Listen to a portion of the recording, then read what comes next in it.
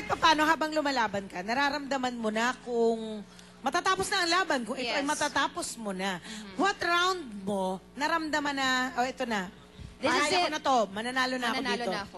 Actually, ang prediction ng trainer ko, 9 rounds talaga. Talaga? Ang galing niya. Pagkatapos nung 8 rounds, di ba, nag-time out. Yes. Sabi ni Freddy Rhodes, oh Manny, this is the round that I want you to knock him out and, you know, take him out. He's finished.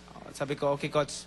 But, nung tinignan ko si Oscar, tumayo siya, tapos pumunta sa akin, tapos gumaganon yung corner niya, umayaw na.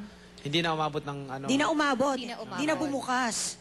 Wala. Pero yung 9 rounds, kung natuloy yun ng 9 rounds, doon talaga yung target namin. Tatapusin mo ba talaga? Tatapusin mo na talaga ito. Doon sa 9 rounds talaga, ang target namin, hindi na ko masabing tatapusin doon, pero yun ang parang target yun ang namin. target mo. Yun ang goal. Yun ang sana naman, ano, hindi na umabot eh.